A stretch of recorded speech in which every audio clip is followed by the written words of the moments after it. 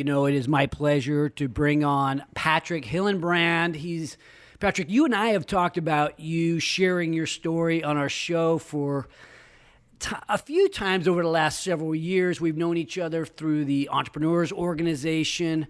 Today I want to get your background and, have Sacramento get to know you. In the entrepreneurial community, you're already very well known as the former president of the Entrepreneurs Organization and somebody who really understands entrepreneurship, but then you've also had some success in selling companies, and now you've started this, what I feel and my family feels is the coolest business in the Sacramento region, Hillenbrand and the brewery. Welcome.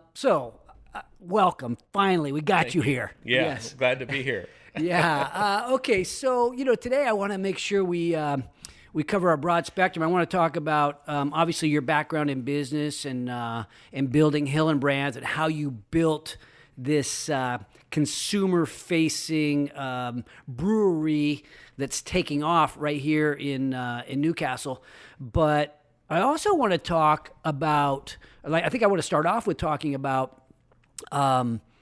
entrepreneurship, generally speaking, right? As the former president of EO, we know entrepreneurs are such a vital part of the economy. And then finally, at the end, and this would be good for anybody who might see this on YouTube, or, if you're listening to the podcast, Patric is a freaking specimen, right? What I mean by that, he's probably a couple years younger than me, but we're pretty old guys. But Patric is in tremendous shape.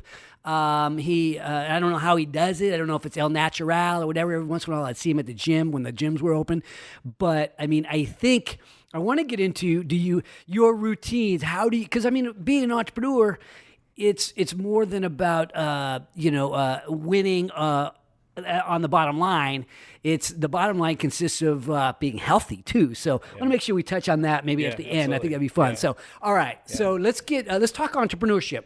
How did you get into entrepreneurship and why, was it always a passion? What do you see now as a more wise man? Yeah, I think it started, I grew up in a construction family. And so I worked physical my whole childhood. My dad was very, very successful in construction. But early on for me, watching my older siblings and working in the heat and doing framing and digging ditches and cleaning out houses and all that stuff, I just always thought there's got to be a better way to make money than this. Interesting. And so I was always searching. And I can think back, I always had the entrepreneurial brain. I think it's built into you. Do you know it's not when something you can really create? Do you know when? I guess some people, you got these stories of selling baseball cards as a little kid, or I was a newspaper route guy. Yeah. Do you have those memories? Mine's a little different. I didn't. I don't have those stories. You do hear that a lot with entrepreneurs, right? Mine kind of started later, and I think mine was kind of spurred on by looking at the way my family made a living and thinking there's got to be another way to make money. Did your dad, was he the type of guy that said you're working and so you had to go get the job? But did you work for him or with the family business? Or I worked for him, and then I had a lot of other jobs. So I experimented. I tried a lot of different things, right? And the first breakaway I had was when I learned about insurance. So what was so appealing and attractive about insurance, as I did real estate, I migrated from the construction side. I got into doing real estate sales. I got into doing mortgages. And then it was the same industry, the fluctuation of the market up and down that drove me crazy. I'm like, I need something that's even keeled, that's level, right? More predictable. And insurance was it. Insurance, you build up a book of business and you maintain that book of business, and it's pretty solid, right? In the business, we've always said you never work so hard for so little in the beginning. You never work so little for so much in the end, but you're building up an annuity. And so that's what really attracted me. It was all financial. There was nothing sexy about it. There's no passion whatsoever about it. In my whole career in insurance, what was lacking was the gratification, because growing up in building, you built something, you had something tangible. At the end of the day, you could look back and go, I made that, I built that, right? And in insurance, I didn't have that, I had nothing. So a large part of my career, I was really starving for that. So I then created that in the career. So I got into technology. I got into developing platforms, knowing nothing about technology. I started developing technology platforms for my industry. I did one actually for the construction industry because of the background in construction. So I developed about 5-6 different technology platforms, and that gave me something gratifying that I could use in my trade, in my industry. And so that kind of like helped me to get through with my business. It was a very successful business. It was, financially I did well, but it also filled that gap, that space of like wanting to get some type of tangible gratification. Well, what were you more? Are you passionate about technology, or what around building these platforms provided that? It's everything for me, and I've just learned this as of recent. Actually, I look back. Everything for me is the challenge. The challenge of doing something I know nothing about and making it happen. Yeah. And so the technology part was filling a need. I was like looking at the market space going, I could also build I have the mentality of I'll do it myself, right? So I'll build my own platform and I'll build it better than the ones they have in the market space. And I know nothing about it, but I just go, I can do it. I love a huge challenge, which is why I got into the beer business, knowing nothing about beer, no background, never was a beer drinker, never brewed a day in my life. But it was that created this even bigger challenge for me that if I can pull this off, that's a high. That's the biggest high. It was more the challenge than it was the actual beer or the like you guys have a super cool vibe over there. That's what my family loves is the vibe. Yeah. But so was it? Did you envision yourself being the person that was, I guess, doing this? You're good socially, or really good socially. So being kind of running the social aspect of things, or I mean, what drew you to that? No, still the challenge. Yeah, that too eventually. But initially, coming out of my other business, I wanted it to be different. So this is my my retirement in quotation marks, right? But I've never worked so hard in my life. But. So I got into this not wanting to have, because I'm a control freak, right? Like most of us are. I didn't want to be in a situation where I had to depend on any other staff or anybody else for my success. And so I wanted this to be kind of a fun venture and something that was solely dependent upon me. Yeah. And not someone else. So you can never take that away from you. You can never lose that. The only way the business dies is if I die. And so I went into this thing with the intentions of being the brewer, of making beer, learning how to make beer, which is, I'm kind of an anomaly. It's kind of unprecedented. I'm sure there's a few other people out there who do it, but it's not typical. Typically, a brewer has a degree in from UC Davis in the brewing program, one of the most renowned brewing programs in the world, actually. And they've dedicated their life to brewing. They know chemistry really well, and I know nothing of any of that stuff. So that was the bigger challenge for me. But initially, the appeal for the brewery was purely financial. So looking at it from the perspective of, okay, I'm going to these breweries all over the place. This craft brewery scene was just insane, blowing up, and they're opening breweries in warehouse spaces that have no attraction, no appeal. They're just a crappy warehouse space out in the middle of nowhere, but they're just packing full of people. People just love the craft beer. They just will seek you out. So it was like a build it and they'll come thing. And so for me, my whole insurance career, the majority of my business was done in Napa with wineries. So with all my exposure and all the time I spent around wineries, my thought was, okay, if I can build a brewery, and if I can create an atmosphere like the winery atmosphere and create a destination brewery, I don't have to go into distribution. I can sell everything over the counter, and my profit margins go tenfold that way, right? And plus, that's more fun too, creating that fun atmosphere, people having a good time, and I like that kind of entertaining aspect of it. Well, it's interesting that you bring up, because I'm looking for maybe lessons too for anybody who might be listening. So there's, you weren't an expert necessarily in these areas that you decided to attack anyway. You enjoyed. You like winning, right? I mean, what I hear in this is like, I like winning. I'm a little, it's interesting though, because you're not a product expert to start with. I agree with you. I talk to tons of entrepreneurs and they start off, follow your passion, right? So they're either they're great at something that they've been working on for a long time and they're just experts in the field, and they're limiting, they lack some of these other, helpful pieces that it takes to win in business, even though they know their product really, really well.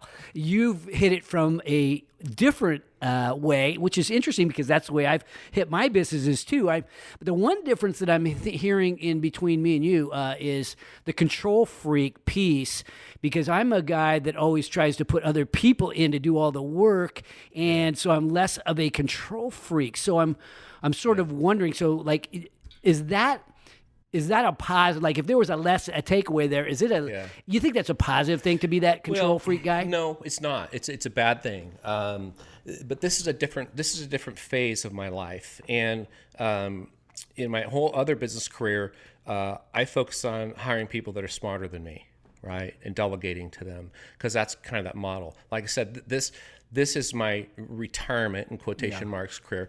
And I didn't want to be in a situation where I'm held over a barrel. Now, with this phase of my life, it's different. So my advice to someone else would not be a control freak and control everything. It was because in my other career, I've had certain key employees that you lose them and you lose half your business. So I didn't want to be in that situation ever again. Mm-hmm. And for me, this is like a fun project, something I could do at home. It's a family business. My son's my brewer now. It's all family. So it's a different, different model. Yeah. So I guess I think by nature, we are control freaks. You are too. Yeah. We all are. But what you said is absolutely correct, that we should be delegating. We should be hiring people that are smarter than us to do the jobs. And the things that we are not really good at are things that we don't necessarily want to do. You put someone else in that role. Well, okay, so we started off talking a little bit, we're fading into the brewery, so let's get into that a little bit. So in a play off of something you said. So, yeah, I've seen other businesses that have, there's an artisan factor in building being a chef, being a brewmaster or brewmeister, or running a winery, being the wine guru of a winery. It's an art form, and many times these businesses get reliant on the recipe, if you will, and producing that. You're the recipe. Was it your mind that helped arrive at all these super cool flavors? Well, no, I'm not that smart. And kind of going back to what we were just talking about. So, knowing nothing about this, and I wanted to get back to one other thing too, real quick, is like I talk with people all the time, and younger people that are interested in being entrepreneurs and doing business. Like, it's not always the right thing to follow your passion. Not necessarily. If your passion aligns with your definition and goal of success, that's fine.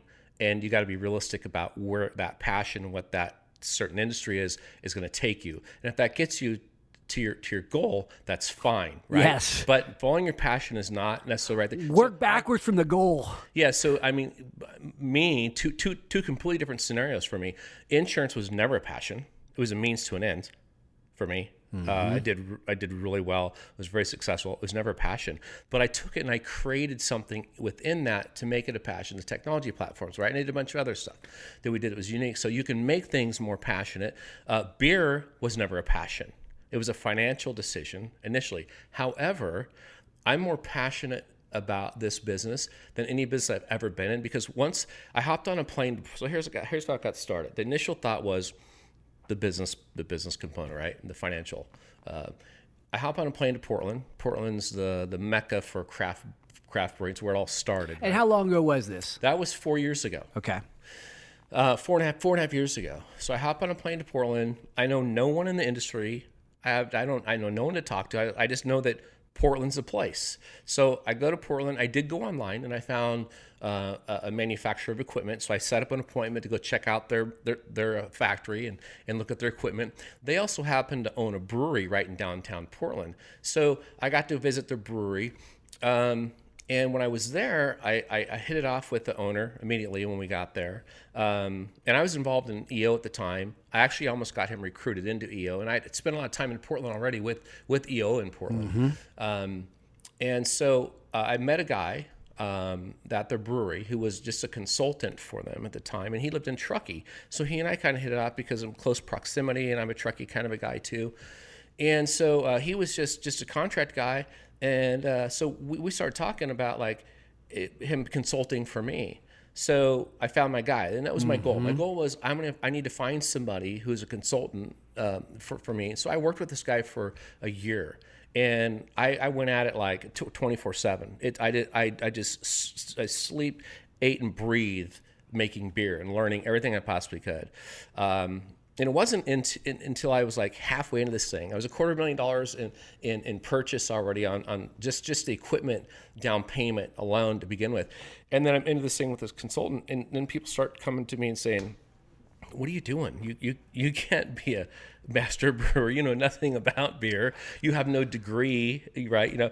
And so, like, who came to you and said that? Did your EO buddies say that? Well, they did too, actually. They second guessed your decision? They did, but I kind of carved them out because they weren't as important or as relevant as people in the industry. So beer people are going, and because I just went into this thing, Mark, with my head down, right? And I'm just charging ahead.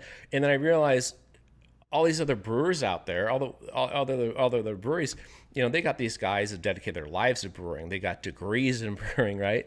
And I know nothing. They're like, you can't do this. That just pissed me off. Yeah. That just made me want to do it more to prove I could do it.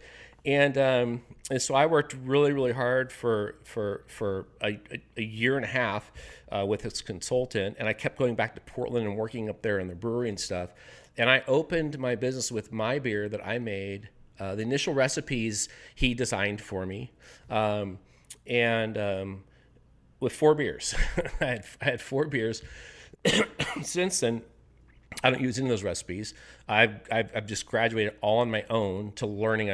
I'm studying constantly, and that's the fun part about it. That's the passion part about it now is making beers, and I like making difficult beers too.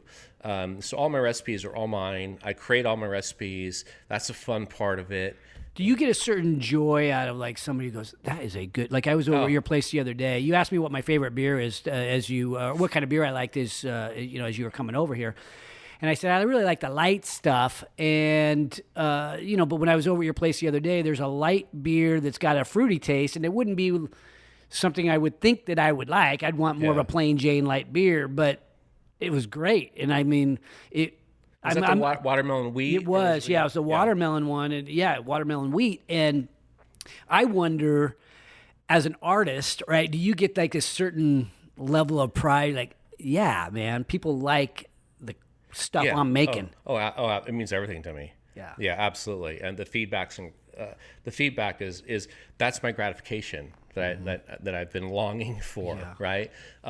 Making something that people like, that they appreciate, and especially when I get the feedback from beer people, like judges, real beer people complimenting me on the beers. And so in my journey with this, I went to every brewery on the planet, right? And I'd go and get flights of beer. I'd get 12 little taster beers lined up in front of me, taste all of them, and maybe like 2 out of 12. Even some of the top name breweries, like every one of them. And my goal was I'm not gonna make a beer unless, even if it's a beer style that you don't like, I want every single person to drink every beer and go, I don't like IPAs really, but that's a damn good IPA. And interesting. Yeah, so I don't throw any beers out unless they're outstanding. So you're not a beer, like I consider myself more of a beer guy, even though I'm not an expert on tasting and all that. I like what I like, but I like beer. But I mean, how did you trust yourself? Did you ever second guess yourself as a non-beer guy? Oh yeah, no. So just like in my other business, in all my other businesses, I don't go off of what I want and what I like. There's certain things that I do. If I had my way, my whole entire brewery would be a saison house. I'd brew nothing but saisons, but saisons don't make you the money. The IPAs do.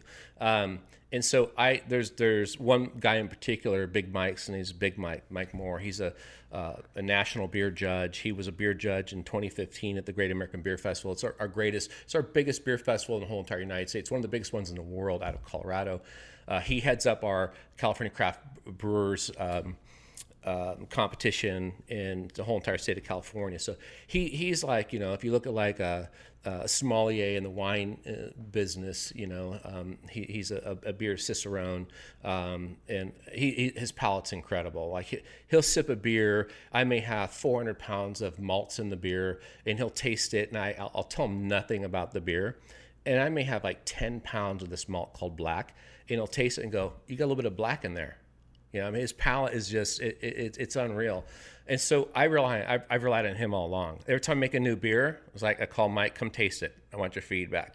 I listen to feedback from people that are experts in the business, other breweries, other brewers, before I move forward with the beer. So I'm thinking about obstacles that you might have faced. So it sounds like the making of the beer and delivering, coming up with a product, that went well. I'm thinking, so I'm going to come clean on you on this. It's like my kids like your place so much. We just bought I live next door to Tom, but we bought 72 acres down the street, and we're riding dirt bikes on the property now. We're going to build a family compound, but they're saying, let's build something like Hillenbrand's. And I'm like, well, hang on a second. I know nothing about this and all that, but we don't like to make beer. We aren't as we don't have as much ingenuity when it comes to being an artist. But as we've started just kind of dabbling, looking into it, it's kind of like, well, there's hurdles to jump through, getting permitted, and some places don't like it depending on what your jurisdiction is because it's events. And I'll describe your the vicinity that you're in. You're in Newcastle, sort of where Newcastle meets Lincoln, in our very rural area that I would describe as rural residential, not where you would think of more like where a winery might go, I suppose. We're surrounded by wineries. Oh, right. You're kind of like on the wine tour. You're the Placer County wine tour.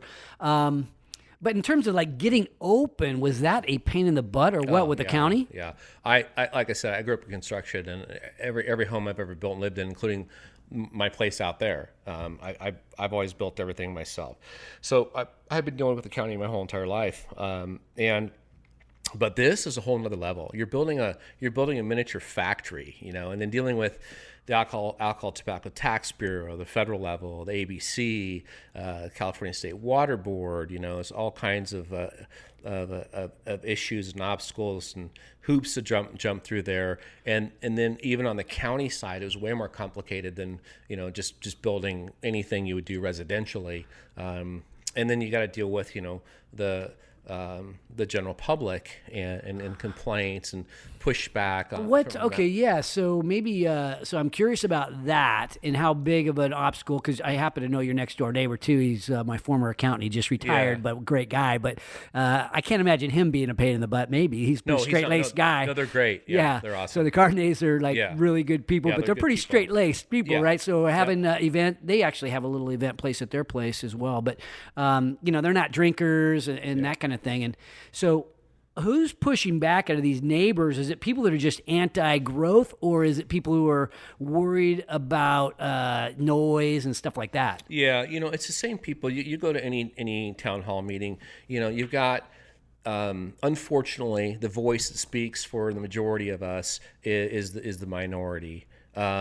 And you'll have like the same 3 people showing up complaining. There's just these people. There's haters. They might even live somewhere else in Placer County. They actually can be. They actually don't even need to live in Placer County. Oh, some of them come from San Francisco just to protest somebody's success. Yes, it's like how do we stop success? Yeah.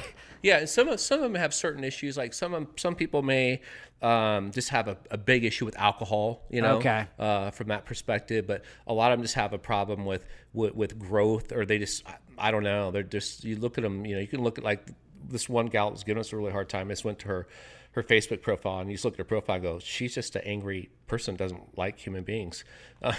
And then come to find out she's made it her life to to protest everything. She even sued the county for not having enough staff members for complaints in Placer County. Were these? I mean, I know that they might be a nuisance, but were these things that took time to get the permit and all that kind of stuff? You going through these series of protests? They didn't stall you out. They didn't stop my progress at all. Okay. Yeah. Most of it's unfounded.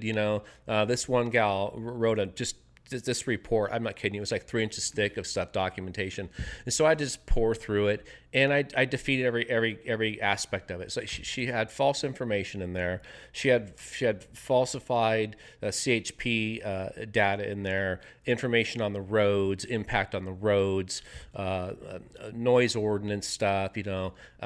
She just fabricated a bunch of information. But the problem is, a lot of people, they throw that stuff out there, and people stop. It stops them in their tracks and they quit.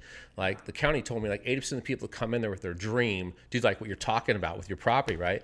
They end up like stopping because they hit a roadblock in there and go, we're out, we're done. This is, and they freak out, get all, I'm used to that. You got to have some Kevlar, and you got to have the determination and willpower, and go, I'm going to make this happen no matter what. And you got to keep pushing. Well, it's interesting. Placer County is.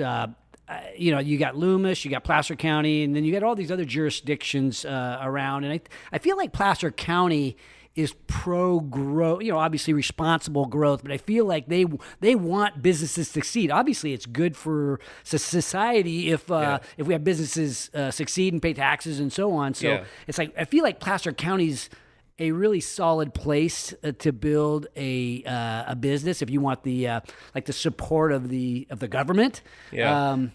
It's like anything. They've got it's a mixed bag. It depends who you're dealing with in there. Yeah. If you looked at their goal, overall goal, you would look at it from afar and go, oh yeah, they definitely are pro growth. They want to grow.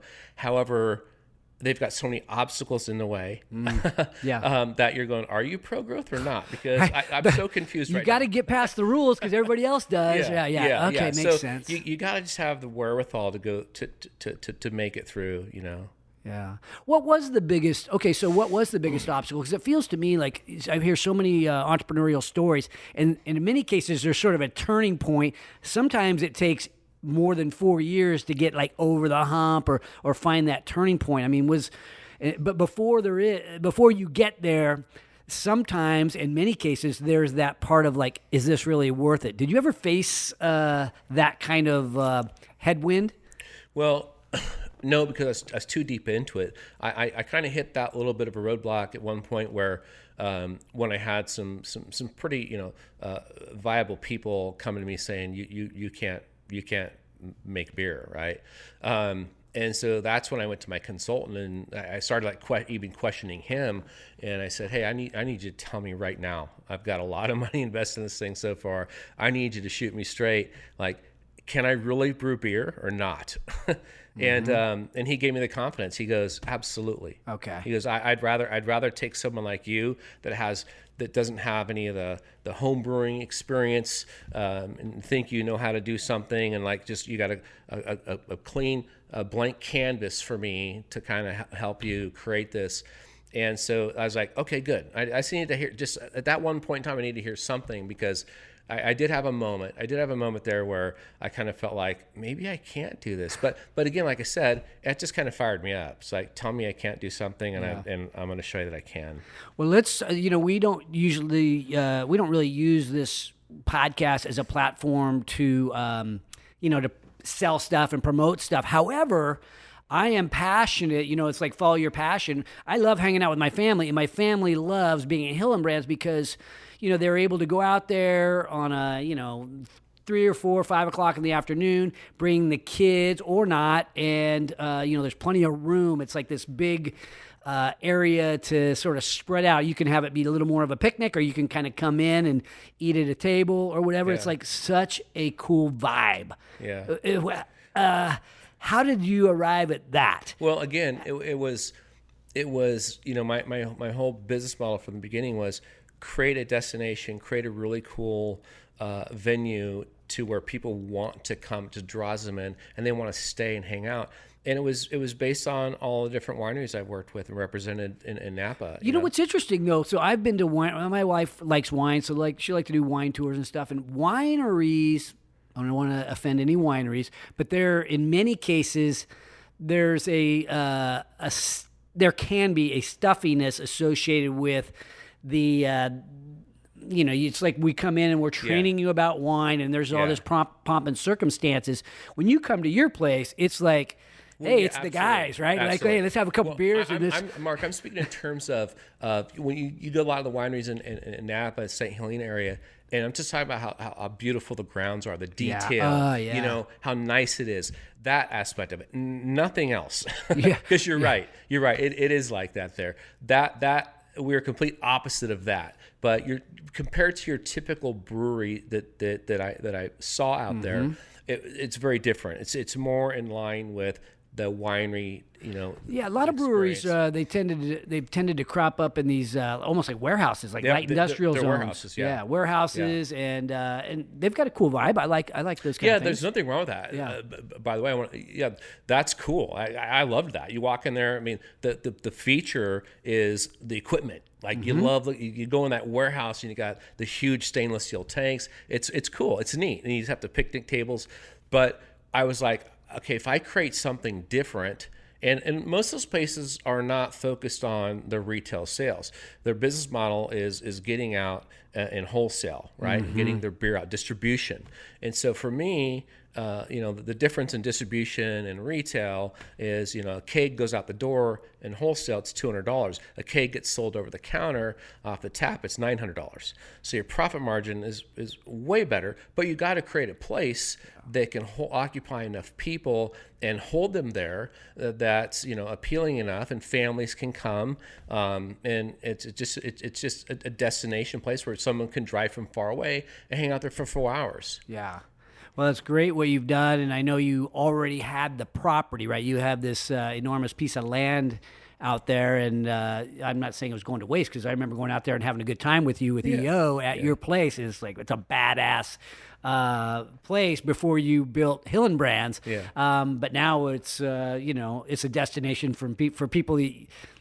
You don't know, right? People people walking onto your property. How's that affected you? Like, people are coming into your yard. You live 100 yards away, and they're kind of partying in your backyard. I'll go over there and have a beer, and it's like, where's Patrick? Type thing. People bugging you and stuff. It really doesn't bother me. You've noticed I put that great big wall in. It's kind of in between that little vineyard in my home. The wall was a big help, because now we can be in our home and not have to even look down and see what's going on.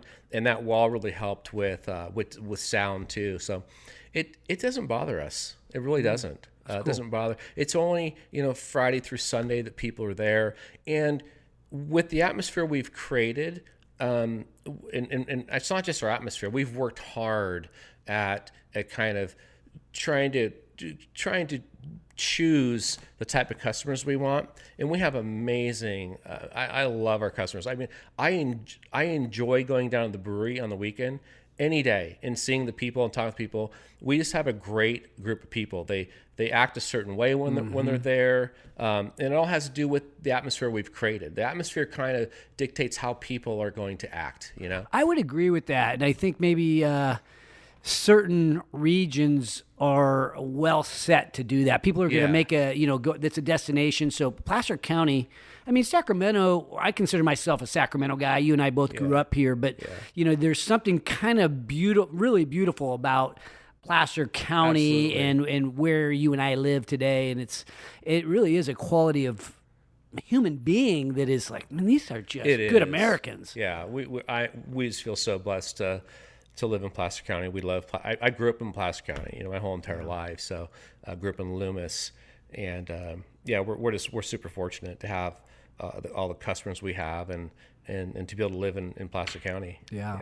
All right, let's talk about entrepreneurship generally speaking. So, I was intending to sort of lead off the show with this, but you were the president of EO before I was even in EO. Now I'm just the outgoing president now. And I think what I saw in what you were doing, that actually, and what some of our other buddies were doing in your EO forum, Tom Candris and Jack Crawford, who's a venture capitalist, who's been on the show a number of times. Helping entrepreneurs, right? I saw entrepreneurs helping other entrepreneurs in EO, and it was like, that's really interesting. That actually led to what can I do, starting a podcast to help entrepreneurs. Yeah. And so I really have a soft spot in my heart for EO because I respect entrepreneurs, and because it's not easy, and a lot of them fail, and it's not for everybody, but I feel like that's what built our country. So. Yep.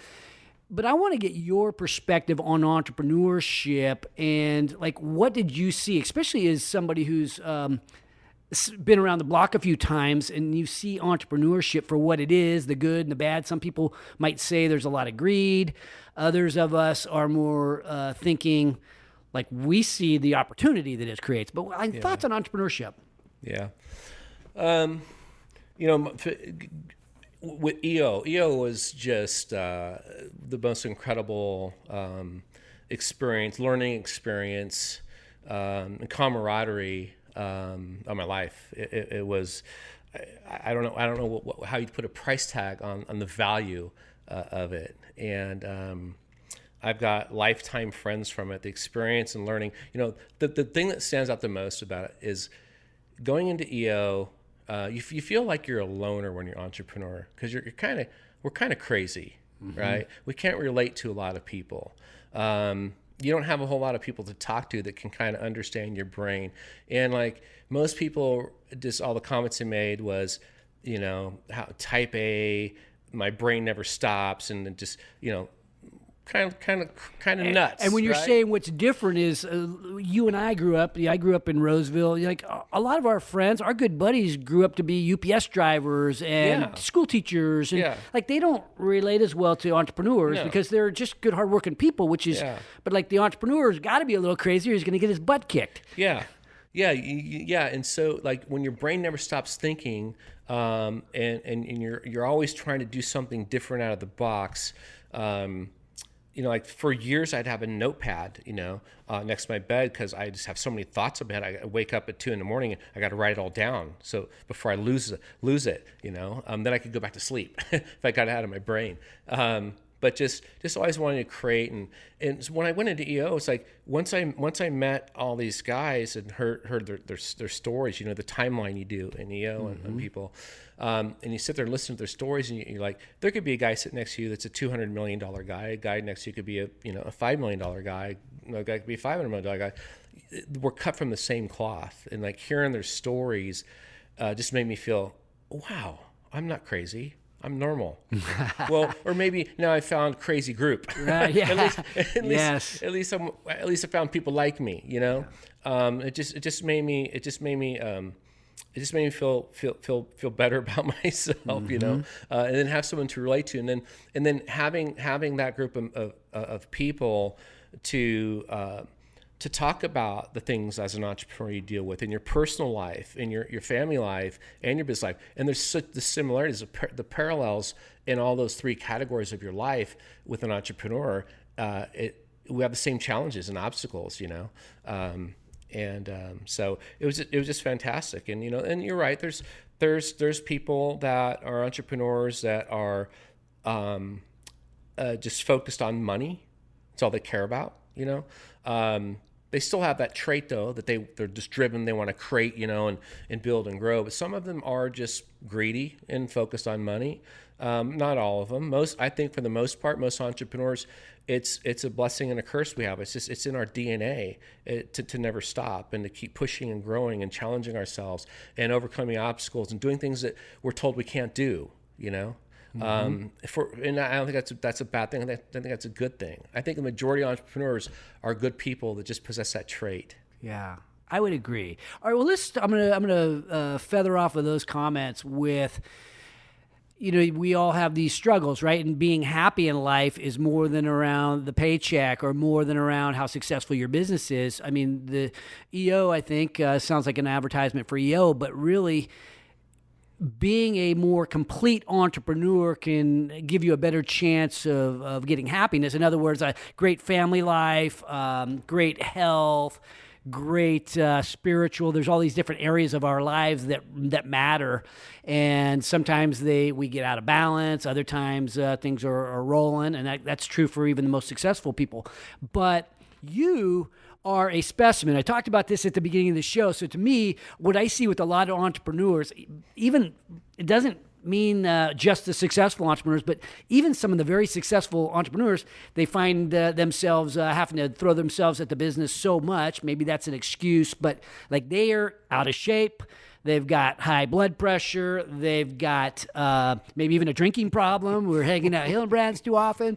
But like, there's a lot of times when people haven't kept themselves healthy personally, and that doesn't make you any better of an entrepreneur. I don't think if you're sitting there with, high cholesterol and diabetes and all these other things. But you are, look at you, you're in great shape for are you what, 52? 55. 55? Yeah. Okay, so you're a couple years younger than me, and you're in tremendous shape. Well, your body and your mind are connected, right? And for me, it keeps me sharp mentally to stay in shape, and the energy it requires to be an entrepreneur, it's exhausting, right? And so if you're not in shape, I don't know how these guys do it that are out of shape like that. That just drink and work 14 hours a day. I can't. I know that for me, my limitations are, I need my sleep. I need to exercise, I need to work out, or I don't have the energy to do the things that I do. So that's what has always driven me my whole entire life. Staying physically active has just always been a part of my life. Today, I have a whole different reason. Because I'm 55 years old, I have an 18-month-old boy now. I got another boy on the way coming. Oh, wow. So now I have, and you know what? I love it though, because again, it's the part of my nature that I love. Now I'm like going, okay, I got motivation. Yeah. I'm going to be in better shape than I've ever been in my entire life now. Right? My goal now is like the shape I was in 20 years ago is nothing compared to what I want to be in 10 years, because I got to keep up with my new little kids. I love it. And I love that. That's how I am. It's like I need to always do things that push me, and that's something that's pushing me. Well, that's interesting. I'm thinking, so one of the things I'm on this, I know you brought beer in. I haven't had beer for like a week, and that's a long time for me. Let's not have anything. But and I'm going through this. I think the coronavirus, and I don't know if you've had any epiphanies from the coronavirus, but I'm already close with my family. But it's like, okay, so much time sitting around, not going to the gym being closed. Like, I'm going to get myself in shape, and I'm already known for being in shape. I go to CrossFit and so on. I'm not out of shape. You're a machine in many ways, but I'm like, okay, how do you maximize it, right? And if I had those little kids, I have my little grandkids, so I think in those longer term futures. But it's like, there's so much new information out there in how to stay healthy that people don't have any understanding of yet, because they just haven't listened to the right podcasts. They're caught up in whatever their general practitioner what that doctor tells you. Yeah. But there's a lot of information that has to do with just living right that really has nothing to do with the pharmaceutical industry or the medical industry. Right. It's like, look, we can cure ourselves. Absolutely. So I want to know, like, what's your routine? Do you have like stuff that you do that is like, this is part of my, part of it keeps you sane because it's a hard workout, or like food, nutrition, and things like that? Give us like a day in the life of how that might work for Patric. I got to be honest with you. So I've really slacked off. Maybe you and I should start competing then, huh? yeah, we should. Let's challenge each other. When I started the brewery build, that just like was all consuming, and that really altered my routines. So let's go back 4 years and talk about my routine, which I'm focusing on getting back into now. I have a full gym in my garage, by the way. I've got about $40,000 in commercial gym equipment in my garage. So I work out in my garage. And then on the property, I'm physically active. I'm working out every day, working on the property. You're getting your 20,000 steps in. Easy. And then some. But leading up to this, I mean, I was a extremist for forever. And I'm an organic eater. So I would say 80-90% of everything I eat is organic. I try and get as many raw foods in my diet as possible. But I'm a foodie though too. So that's that other 20%, 10%. I love food. So I'm not that extreme to where I won't indulge, I'm not a big drinker still. I taste my beers, but I don't sit and pound alcohol all the time. But my routine for 20 years straight was superfood. I lived on superfood, and I need to start getting back into that. You were into that before it was cool. Yeah, I was drinking coconut water when, only time anyone drank coconut water is when they visited the islands, and had coconut water or something. But I've been into that for a long time. Yeah, goji berries, maca, cacao, all those superfoods.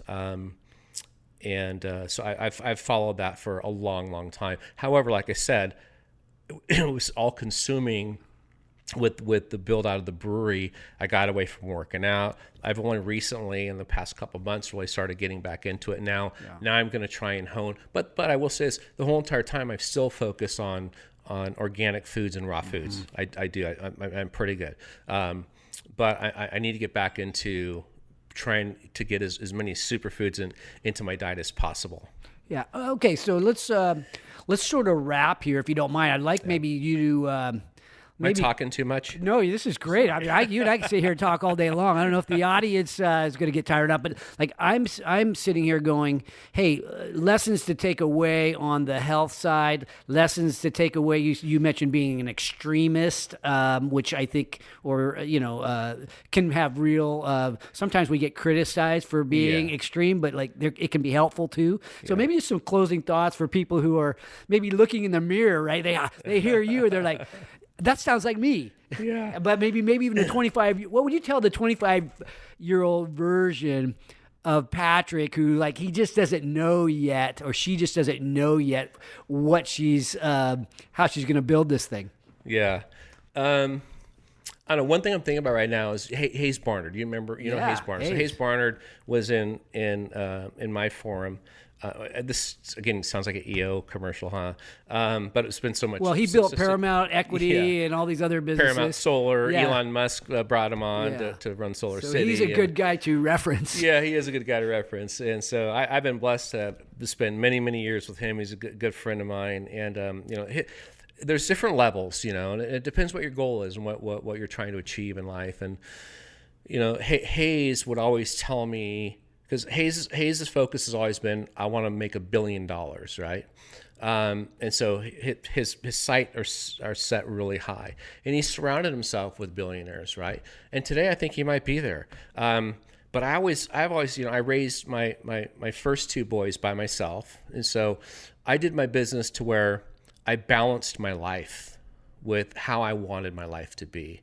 So I could have made 100 times the amount of money that I made in my career, but I chose to spend my time with my boys and my family, and I had a good balance to my family, personal life, and my work life. And I don't regret a thing. I don't look back and go, man, I wish I'd have made the money. But I know for a fact, sitting here today, right now, I look back and go, I regret missing out on my children's sports, their school, all that stuff.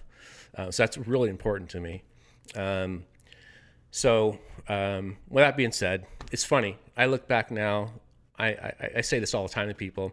Hayes would always say to me, Patric, if you're not growing, you're dying. And I always kind of felt like, I'm good. I'm good where I'm at.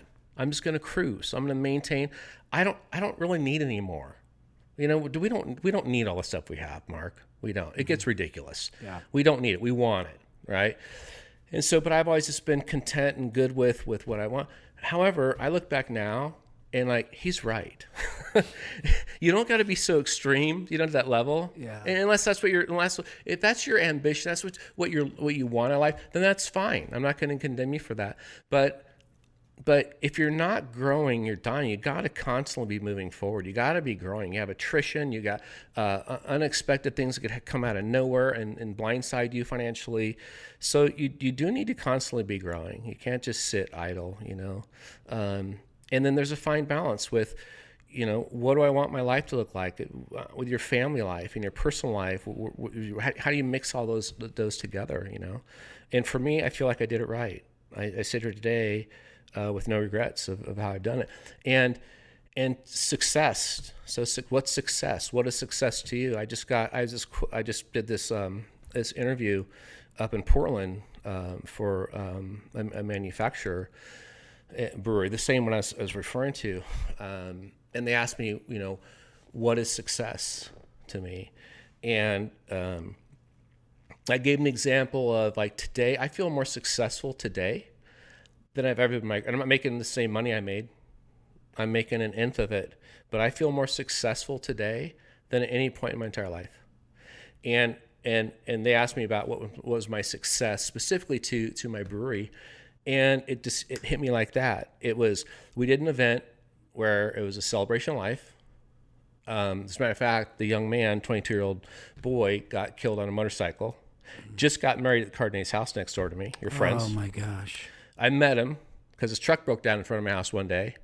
It was just weird, fortuitous how this all went down. I helped him out. His truck broke down in front of my house, and I found out he was getting married there and whatnot. A year later, his family comes to me. They want to have a celebration of life at my place. And we're talking, and as we're talking, I'm going, did your son's truck break down in front of my house? Do you remember like his axle seized? They go, yeah. I mean, oh my God, I met him. I know him. I knew him. Right. And so meet his wife and all this stuff. And it was the coolest thing. Our 400 people came, and like all I did was open my place up to them. Right. The venue, the wedding venue we do weddings there too. And I had, oh man, I can't count. I probably had 30, 40 people coming up to me, just thanking me profusely for offering my place to them. And it made me feel so good. Wow. Yeah. Patric Hillenbrand. That's success. Wow. That to me, is success. That's my success. Yes. Not the money, not anything else. It's like that kind of gratification and helping people and creating an atmosphere that people love, and seeing people enjoy themselves at the place and getting those compliments. That's success for me. Well, if you don't like Patric Hillenbrand, you don't like America, my friends. That is incredibly touching story. It hits me for sure. As somebody who knows you and knows the area and can only imagine, it gave me goosebumps as you were telling that story. And I would wholeheartedly agree with you that success is defined in different ways for everybody. And if you're not growing, you're dying. I love that. I've used that before, but I love it.